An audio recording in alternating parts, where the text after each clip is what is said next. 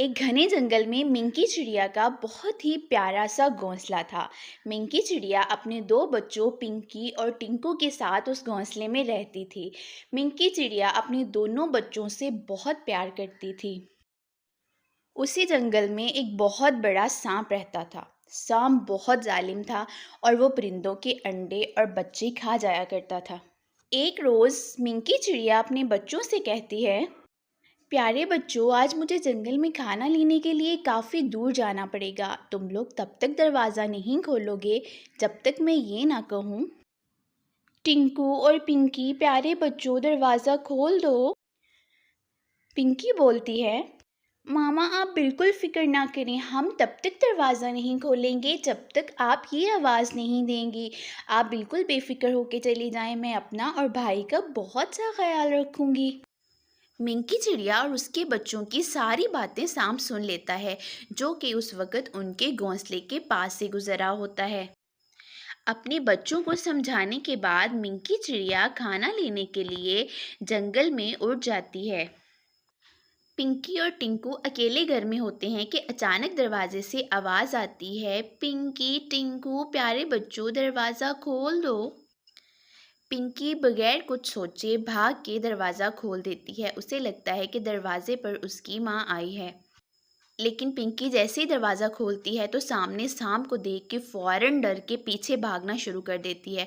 उसका भाई भी उसके पीछे-पीछे भागना शुरू कर देता है।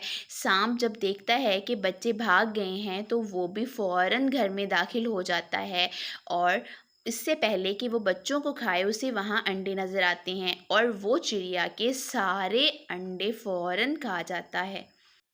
जितनी देर सांप चिड़िया के अंडे खा रहा होता है, पिंकी और टिंकू घर के पिछले दरवाजे से बाहर निकल जाते हैं। वो जंगल में उड़ रहे होते हैं। अचानक बारिश शुरू हो जाती है। वो पहले कभी घर से बाहर नहीं निकले थे। उन्हें नहीं पता होता कि उन्होंने कहाँ जाना है। अचानक उड़ते-उड़ते उन्हें करीब एक घोंसला नज़र आता है। टिंकू और पिंकी दोनों उस घोंसले के करीब बैठ जाते हैं और वो आपस में बात करते हैं कि हमें इस घोंसले के अंदर जाना चाहिए, लेकिन हमें ये नहीं पता कि ये घोंसला किसका है। वो घोंसला एक चुड़ैल का होता है, जो कि अक्सर परिंदों के बच्चे खा जाया करती थी। वो बैठी टिंकू और पिंकी का इंतज़ार कर रही थी।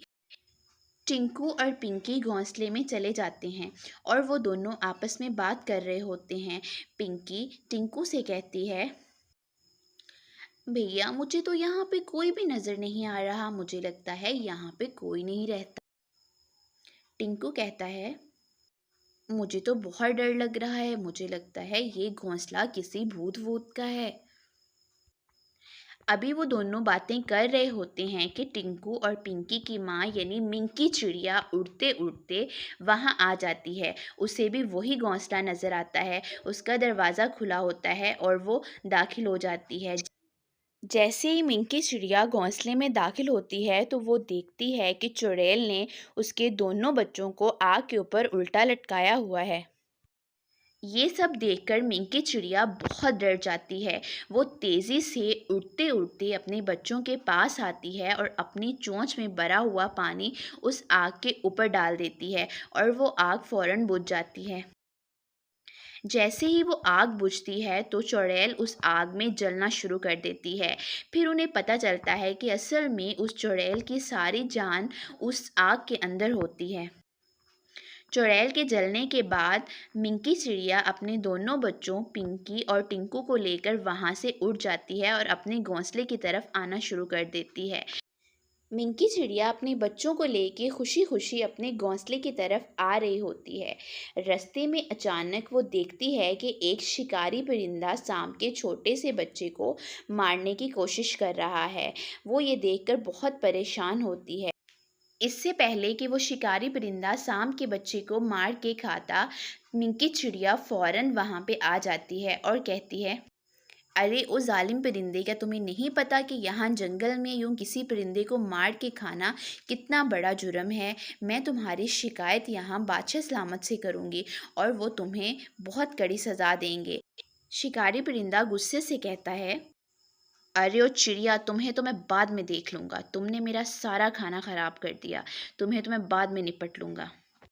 ये सब कुछ सांप अपनी आँखों से देख लेता है कि वो कितना ज़ालिम है और चिड़िया ने उसके बच्चे को बचा लिया।